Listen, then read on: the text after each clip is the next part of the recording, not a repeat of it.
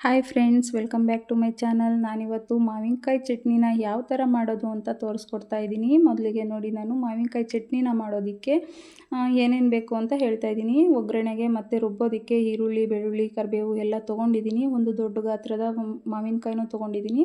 ಇದು ಸ್ವಲ್ಪ ಹುಳಿ ಕಡಿಮೆ ಇರುತ್ತೆ. ನಮ್ಮ ಕಡೆ ಇದನ್ನು ಗಿಣಿ ಮಾವಿನಕಾಯಿ ಅಂತಾರೆ. ಇದರಲ್ಲೇ ಚಟ್ನಿ ತುಂಬ ಚೆನ್ನಾಗಿ ಬರೋದು. ಮೊದಲಿಗೆ ಒಂದು ಚೆನ್ನಾಗಿ ತೊಳ್ಕೊಂಬಿಟ್ಟು ಮಾವಿನಕಾಯಿನ ಸಿಪ್ಪೆನೆಲ್ಲ ಪೀಲ್ ಮಾಡ್ಕೊಂಬಿಟ್ಟು ಒಂದು ಕೊಬ್ಬರಿ ತುರಿಯೋದ್ರ ಸಹಾಯದಿಂದ ಅದನ್ನು ತುರ್ಕೊಂಬಿಟ್ಟು ಸೈಡಲ್ಲಿ ಇಡಿ. ಆಮೇಲೆ ಒಂದು ಬಾಣಲಿನ ತೊಗೊಂಬಿಟ್ಟು ಅದಕ್ಕೆ 1 ಸ್ಪೂನ್ ಮೆಂತೆ, 1-2 ಸ್ಪೂನ್ ಜೀರಿಗೆನ ಹಾಕ್ಕೊಂಬಿಟ್ಟು ಚೆನ್ನಾಗಿ ಲೋ ಫ್ಲೇಮಲ್ಲಿ ಹುರ್ಕೊಳ್ಳಿ. ಹುರಿದಿದ್ದಂಥ ಮೆಂತೆ ಜೀರಿಗೆನ ಒಂದು ಕುಟಾಣಿ ಸಹಾಯದಿಂದ ಪೌಡರ್ ಮಾಡಿ ಪಕ್ಕಕ್ಕಿಡಿ. ಪೌಡರ್ ಮಾಡ್ಕೊಂಡಿಲ್ಲ ಅಂದರೆ ಮತ್ತೆ ಜಾರಲ್ಲಿ ಅದು ಚೆನ್ನಾಗಿ ರುಬ್ಬೋದಿಲ್ಲ. ಹಂಗಾಗಿ ಆಮೇಲೆ ಅದೇ ಬಾಣಲಿಗೆ ನಿಮಗೆ ಖಾರಕ್ಕೆ ಎಷ್ಟು ಬೇಕೋ ಅಷ್ಟು ಮೆಣಸಿನ್ಕಾಯಿನ ಹಾಕ್ಕೊಳ್ಳಿ. 1 ಸ್ಪೂನ್ ಆಯಿಲ್ ಹಾಕ್ಕೊಂಬಿಟ್ಟು ಚೆನ್ನಾಗಿ ಹುರ್ಕೊಳ್ಳಿ. ಮೆಣಸಿನ್ಕಾಯಿ ಸ್ವಲ್ಪ ಹುರಿದಾದ್ಮೇಲೆ ಅದಕ್ಕೆ ಈರುಳ್ಳಿ, ಬೆಳ್ಳುಳ್ಳಿನ ಸೇರಿಸ್ಕೊಳ್ಳಿ. ಈರುಳ್ಳಿ, ಬೆಳ್ಳುಳ್ಳಿನೂ ಅಷ್ಟೇ ಚೆನ್ನಾಗಿ ಗೋಲ್ಡನ್ ಬ್ರೌನ್ ಕಲರ್ ಬರೋವರೆಗೂ ಹುರ್ಕೊಳ್ಳಿ. ಹುರ್ಕೊಂಡಾದ್ಮೇಲೆ ಒಂದು ಜಾರ್ನ ತೊಗೊಂಬಿಟ್ಟು ಅದಕ್ಕೆ ಕುಟ್ಟಿ ಪುಡಿ ಮಾಡಿರುವಂಥ ಪೌಡರು ಮತ್ತು ಹುರಿದಂಥ ಈರುಳ್ಳಿ, ಬೆಳ್ಳುಳ್ಳಿ, ಹಸಿಮೆಣ್ಸಿನ್ಕಾಯಿ ಎಲ್ಲ ಹಾಕ್ಕೊಳ್ಳಿ. ಒಂದು ಸ್ವಲ್ಪ ಕೊತ್ತಂಬರಿ ಸೊಪ್ಪು, 1-2 ಸ್ಪೂನ್ ಹಸಿ ತೆಂಗಿನಕಾಯಿ ತುರಿ, 1 ಸ್ಪೂನು ಅರಿಶಿನ ಪುಡಿ, ಅರ್ಧ ಸ್ಪೂನ್ ಸಾಂಬಾರು ಪುಡಿ, ರುಚಿಗೆ ತಕ್ಕಷ್ಟು ಉಪ್ಪು ಇಷ್ಟೆಲ್ಲ ಹಾಕ್ಕೊಂಡು ಗ್ರೈಂಡ್ ಮಾಡ್ಕೊಳ್ಳಿ.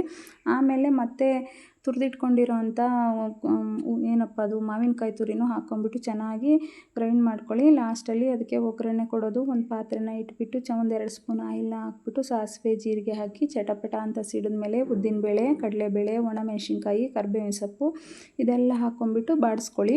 ಇದೆಲ್ಲ ಸ್ವಲ್ಪ ಕಲರ್ ಚೇಂಜ್ ಆದಮೇಲೆ ಈರುಳ್ಳಿ, ಬೆಳ್ಳುಳ್ಳಿನೂ ಹಾಕ್ಕೊಂಡು ಬಾಡಿಸ್ಕೊಳ್ಳಿ. ಈರುಳ್ಳಿ, ಬೆಳ್ಳುಳ್ಳಿನೂ ಅಷ್ಟೇ ಎಣ್ಣೆಲೆ ಸ್ವಲ್ಪ ಸ್ಮೂತ್ ಆಗೋವರೆಗೂ ಬೇಯಿಸ್ಕೊಳ್ಳಿ.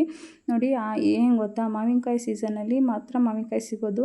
ಆ ಸೀಸನಲ್ಲಿ ಅದರಿಂದ ಏನೆಲ್ಲ ಡಿಶ್ಗಳನ್ನ ಮಾಡ್ಬೋದು ಅದನ್ನು ಮಾಡ್ಕೊಂಡು ತಿಂತಾ ಇರಬೇಕು. ಇಲ್ಲ ಅಂದರೆ ಮತ್ತೆ ನೆಕ್ಸ್ಟ್ ನಾವು ಮಾಡ್ತೀವಿ ಅಂದರೂ ಸಿಗೋದಿಲ್ಲ. ಈ ಥರ ಚಟ್ನಿನ ನೀವು ಒಂದು ಸಲ ಟ್ರೈ ಮಾಡಿ ನೋಡಿ. ಅದೆಲ್ಲ ಸ್ವಲ್ಪ ಕಲರ್ ಚೇಂಜ್ ಆಗ್ತಾಯಿದೆ. ಇವಾಗ ನಾನು ಚಟ್ನಿ ರುಬ್ಕೊಂಡಿರೋ ಅಂಥದ್ದು ಅದರೊಳಗಡೆ ಹಾಕಿ ಮಿಕ್ಸ್ ಮಾಡ್ತಾಯಿದ್ದೀನಿ. ಮಿಕ್ಸ್ ಮಾಡಿ ಇದು ಉರಿನ ಸ್ವಲ್ಪ ಕಡಿಮೆನೇ ಇಟ್ಕೊಳ್ಳಿ, ಯಾಕಂದರೆ ತಳ ಹಿಡಿಯೋವಂಥ ಚಾನ್ಸಸ್ ಇರುತ್ತೆ. ಆಮೇಲೆ ಜಾರ್ ತೊಳೆದಿರೋ ನೀರನ್ನು ಅದಕ್ಕೆ ಹಾಕ್ತಾಯಿದ್ದೀನಿ. ನಾನು ಸ್ವಲ್ಪ ಅನ್ನಕ್ಕಾಗಿರೋದ್ರಿಂದ ತೆಳುಗೆ ಮಾಡ್ತಾಯಿದ್ದೀನಿ.